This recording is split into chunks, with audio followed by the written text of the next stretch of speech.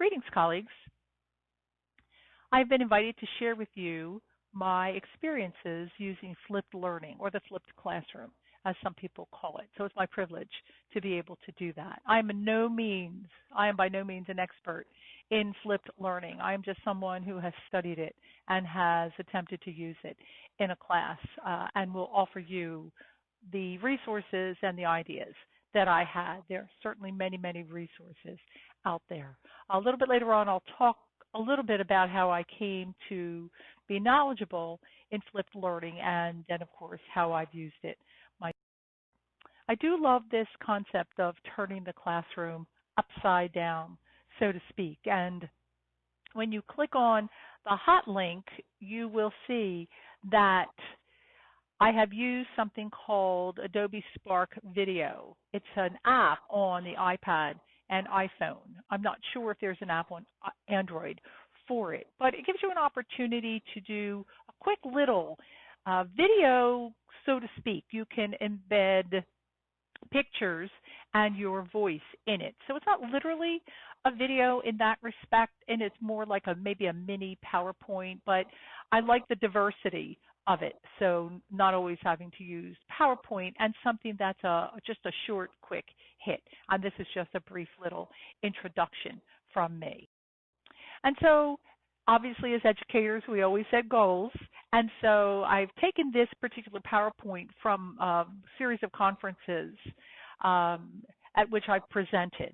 And so I always make sure that we outline the goals. And so I want to make sure that you have an understanding of what flipped learning is, and of course what flipped learning isn't. And that really is an important distinction, to recognize how it can or might work for you, to gain an understanding of the fact that both we as teachers and our students have certain responsibilities. So we are not abdicating the teaching and learning to the students.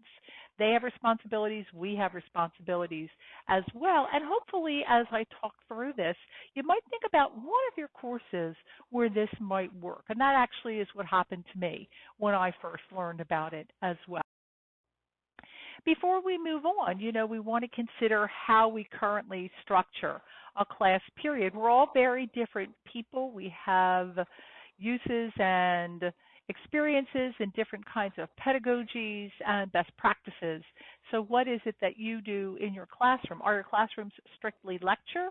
Are they interactive? Is there small group work? So that's something to consider as well. And again, as I said, I'm used to doing this in a large group, but obviously you can't share with someone near you, but I would invite you to, sit back and think about this a little bit and figure out how you currently structure your particular classroom. And so there were two young men, John Bergman and Aaron Sams, and they were chemistry teachers out in a high school in Colorado. And what they experienced, which many of us have experienced in classrooms, whether we were K-12 or higher education, is that students needed to leave class periodically for a variety of reasons. Athletics certainly comes to mind, and that's what these two young men were talking about in the beginning when they first did it. In some cases, band practice, athletic practice, play practice, all those various reasons why students need to leave a class, not be in a class, or whatever the case may be. And so they decided that instead of trying to catch up the students or have another student share their work or whatever the case may be, they decided that they would start taping, videoing their classes. And so when someone missed a class, they were able to look at the video and then do the work involved. They came to realize that this could be a powerful tool for teaching as well. And so what they started to do was video their classes when class was not in session, have the students see the videos before they came to class, and then rather than spending the class lecturing, they then were able to spend the class doing assignments, doing their experiments, doing their activities, and they found that there was a greater depth of knowledge when students came to the classroom already prepared with the background knowledge from their lecture, and then were able to engage interactively in the classroom through discussion about the content. So they didn't need to spend an hour doing a lecture and then having them go home and do an assignment. They were able to actually do interactive assignments within their classrooms, and they found that it gave their students a richer experience to do that. And they went on to literally write the books on the flipped classroom. But these two young men were the pioneers in the flipped learning model, and then, of course, it has gone on to become a best practice in education. Exactly what it is. It reverses the process, not the roles. There are people who are under the mistaken belief that the students are teaching the lessons. The students are not teaching the lessons. It's not role reversal. It's actually switching the model, switching the process by which we teach. And so that instruction is independent and happens independently outside of the classroom. That, of course, is a lot of work for you. And some of you at this point might be shaking your head and saying to yourself, okay, not for me. And that's fine. That's fine, because we have all been places where people have talked about a practice, talked about a pedagogy, and we say to ourselves, no, that's not for me. And that's great. That's what learning all of these pieces are all about. And so that's fine. But the instruction does happen outside of the class. It happens on the student's own time. And I find as we're moving into remote learning and more online learning that this is going to be something that will really take hold, hopefully across our own campus, but I think, across campuses. I took a course, and I'll get more into that a little bit later. I took a course on flipped learning a number of summers ago, and there was someone in my course who was teaching second grade. And so for the life of me, I could never understand how this person could do flipped learning at the second grade level. And she really was able to explain to us and share her modules with us. And I was quite fascinated by that piece, to be perfectly honest with you. And so then, the students come into the class and they have their discussions and they do their assignments and they can do them interactively. Now, for some of you that are saying, oh, but that's copying, that's really not necessarily the case. It's more of a cooperative experience. We're not saying they're taking their tests cooperatively. We're saying that they're coming in and they're having some rich discussions and then fulfilling those assignments. Because over the years, I've always had to ask my question, what is my purpose in doing this assignment? What is my purpose in this? Is it about student learning, or is it about getting a certain score on a test?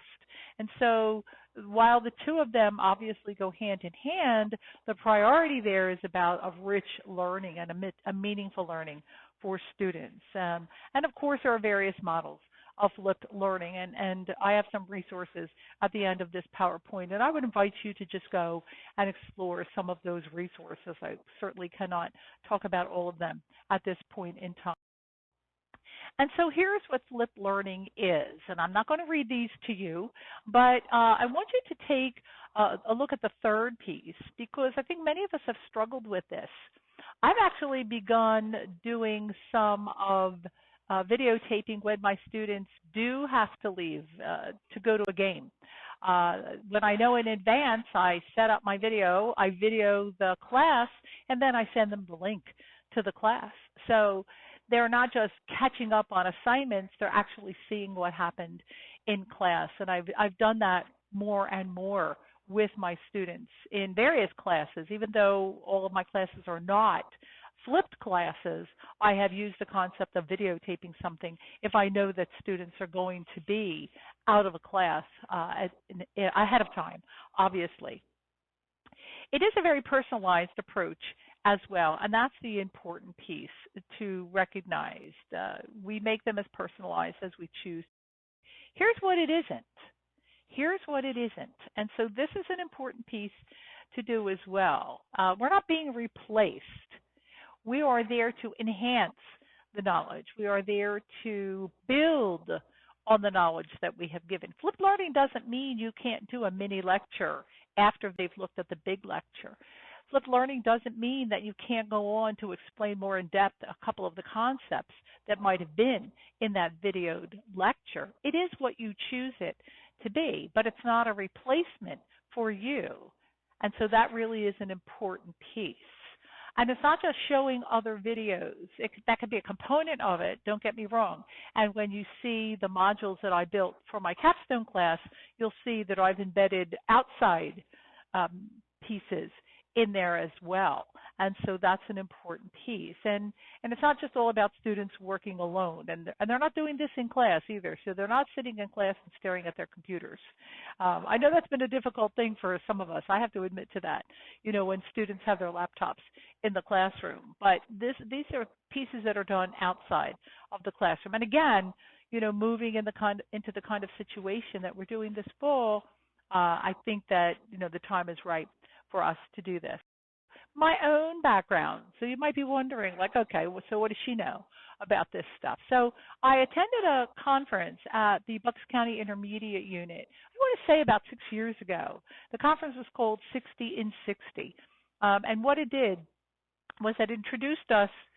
The idea was that we were going to be introduced to 60 applications in 60 minutes. And then we were then to explore what other applications were of interest to us. We could go off and explore that. And so I was introduced to that flipped model right then and there, and I was fascinated by it. And Aaron Sams, one of the young men that I mentioned a little bit earlier, happened to be there, which was kind of an interesting piece for me. And that's when I realized that he had written a couple of books on the matter. So I came home and ordered some of those books and started reading a little bit more about flipped learning. But it really is more experiential. We can learn it from a book, but it is more experiential. And then right around the same time, and many of you remember Cheryl Horsey. Cheryl Horsey and I were at a meeting, and she mentioned that some teachers in India wanted to learn about flipped learning, and my head kind of came up, and I said to her, I've been working on that, I've been studying that, and so that gave me a wonderful opportunity to travel with Cheryl to India, where I gave 11 workshops to various schools in flipped learning, and just had a wonderful time, engaging with teachers who were interested in the same kinds of things in which we are interested in. And it really drove me a little further to want to explore this a bit more. And so I continued to do that.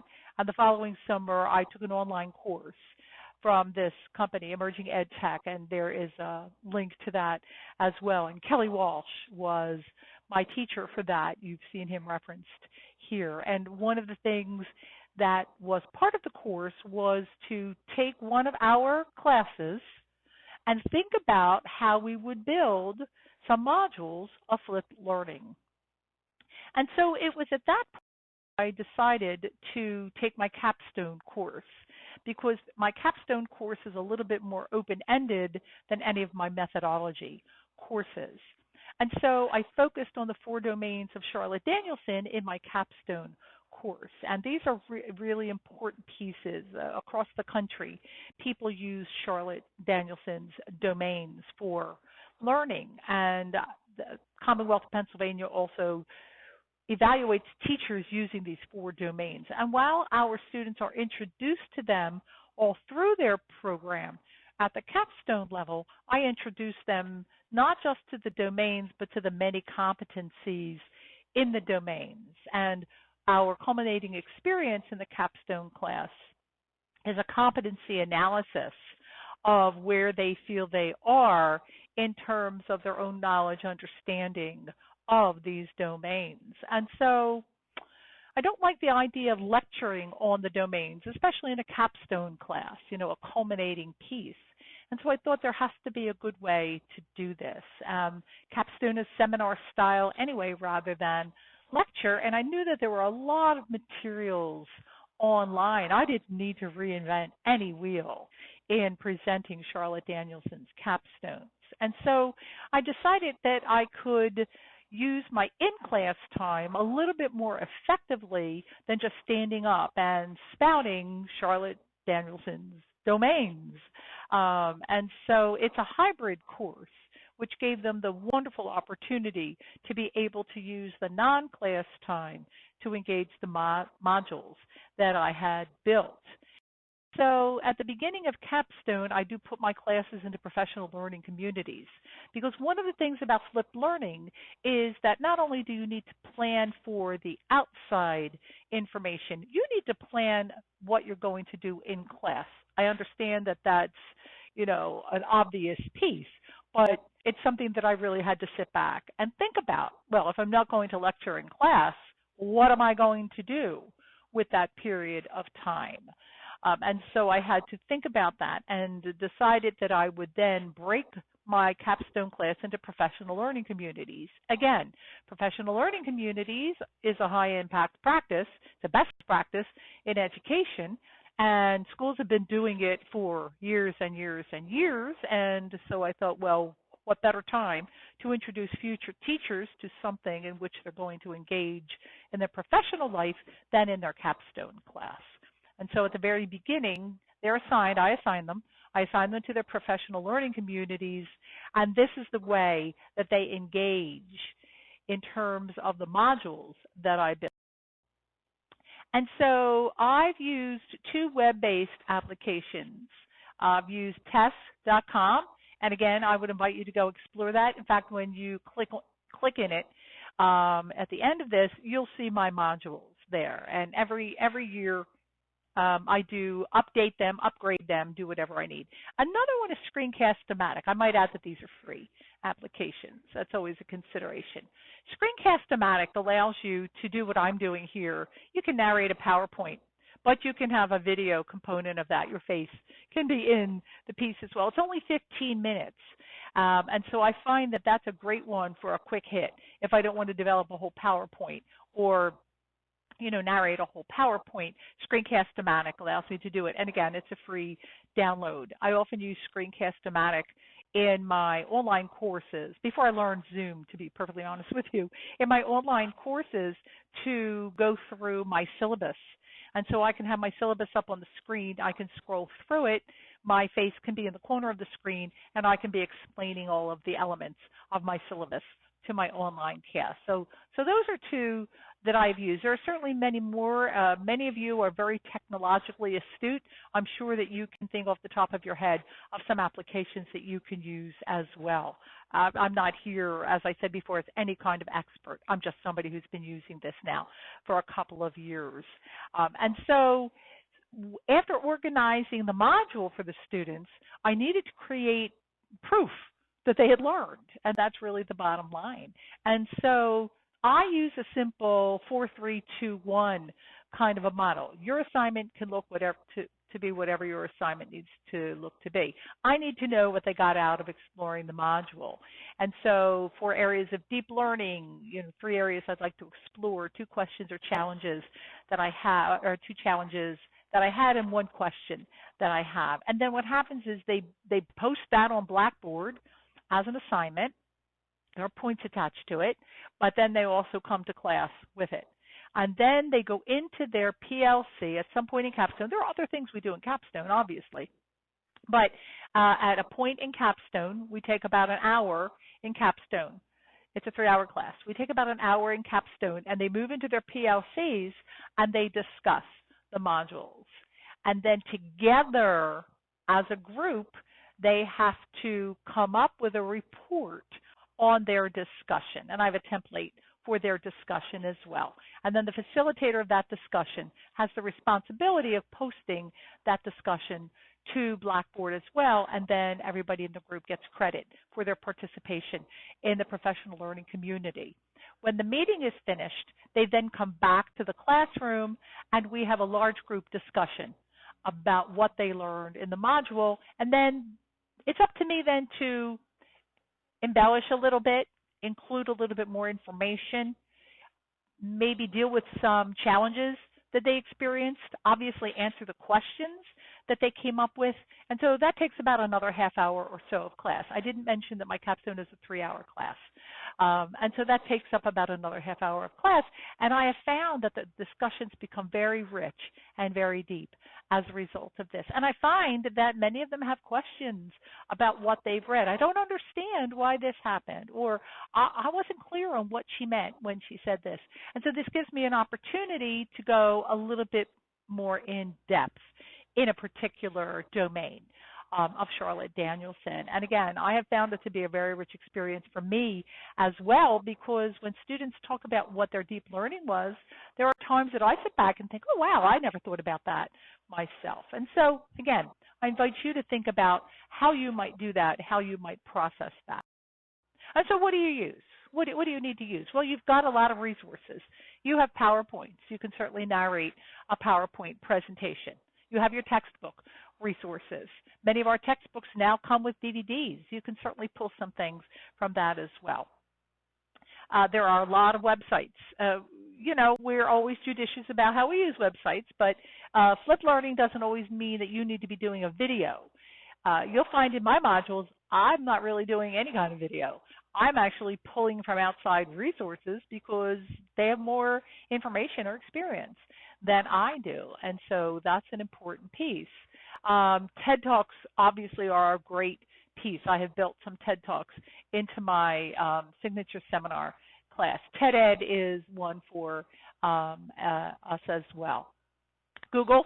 I always tell students Google is our friend, but we need to use it, certainly in a professional and scholarly manner. And then YouTube, TeacherTube, all the various places from which we can pull videos today. The resources really are endless. I've just hit a smattering of these.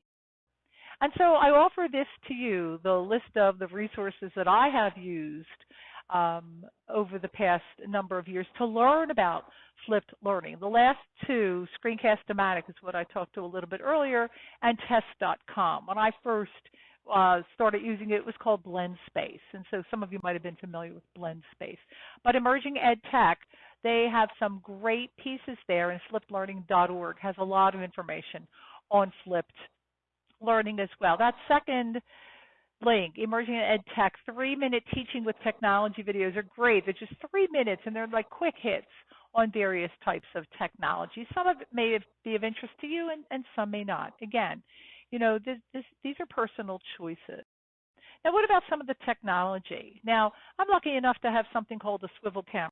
So they were what the teachers need to do, but our students have responsibilities as well. And I mentioned to you how I process that with my students. And so this is how they do. And then you determine how your students would do that in your particular classroom. Would it be a discussion? Would there be a document that you'd want them to produce? And so those are the kinds of things.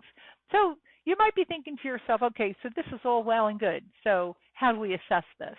And so I had to consider, well, and that's why I had them post to the discussion board. I had the PLC create a common document so that I know what's been done. They have their competency analysis as their final project. So I feel like I've built a rich piece of assessment for the modules. As I said, Capstone encompasses other things as well, but the 4 modules of Danielson are the important pieces as part of the Capstone, and I want to make sure to assess those, and so that's how I do it also. You might be wondering how to react to this. So I had done a Google survey a couple of years, and I didn't get a lot of response, and that shouldn't surprise many of you, but it was enough to make me realize that I could continue with this as well. And so my next couple of slides are just the learners' feedback from 11 learners. And that's okay with me because I have found that the majority of them did like the flipped model. So they felt that was particularly helpful. Interestingly enough, they didn't feel that the PLCs were helpful, and as a result of this, I have structured the PLC discussions a little bit differently. These particular pieces of feedback are a couple of years old. So I've structured the PLC discussions a little bit differently as a result of this. So again, good information for us because we're always looking to improve our courses. And then some of them talked about what they liked. The interaction, the ability to take notes on their own time. I have found that students often struggle taking notes Um, Many of them are in classrooms with laptops, and one of the things I learned, I actually experienced this at a conference, was that we retain better when we handwrite our notes than when we type our notes.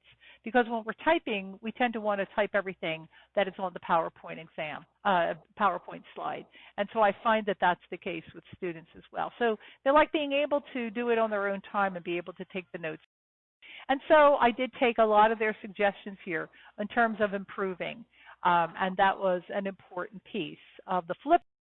And then, improving the PLC process as well. And so, having to set some guidelines for the groups, which I really didn't do in the beginning, other than saying go in and discuss this and produce a document. But lesson learned. And then, of course, I wanted to assess whether or not they had a better understanding of the domains. And by and large, they all did. And so that's what pleased me the most, that they had a deeper understanding of the domains once they completed the 4 modules that I had built for them on Blackboard. And so that's really very important. And so for all of us, the next step would be to review any feedback that we get from students, and I certainly would encourage, you to do the same thing. And so what I did was, obviously, I did some updating of the modules, finding some additional resources, having some templates available for their discussion, and that was really important piece. And then, of course, the PLC responsibilities, and I was open to all suggestions from them as well. And so I would invite you to think about this as an assessment for yourselves. What did you discover? What surprised you? Any questions that you have, please feel free to email me. I'll be happy to talk a little bit more. I know that this is part of a larger module that we're all doing, but I certainly would be more than happy, to have some additional discussions. I have some resources. When we get back to campus in one way, shape, or form, I can certainly leave them outside my office. You can feel free to, come over, borrow them, and leaf through them, or whatever the case may be. As a little bit of an aside, I have found that this 3-2-1 piece for quick assessments is great. I used it when I was classroom-based way back when. I often use a 4-3-2-1 for, say, giving a deeper, what was a really deep and meaningful learning for you. So it's a really quick hit at the end of class or at the end of a session to have students just jot down what they've learned, or what might have surprised you or challenged them, and especially what kind of question they had. I find that is really an important piece to be able to then jump off at the next class. So here are the references. Here are some of the books that I've used. Bergman and Sams, they were the 2 young men that I mentioned early on who created the concept of flipped learning. You can see how long ago these were created. I mean, it's a long time ago, and it's really come into its own at this point in time. And so I thank you for your good luck with the rest of the module, whatever that may be. You do have my email address, but for those of you who may be adjuncts, or for those of you who might not know who I am, please feel free to contact me, and I'll be happy to answer any questions and share with you, anything that I can in terms of flipped learning. So enjoy the rest of your summer. Please stay well and healthy. I miss seeing you, and I hope that at some time in the very near future, we'll all be back together again. Thank you so much.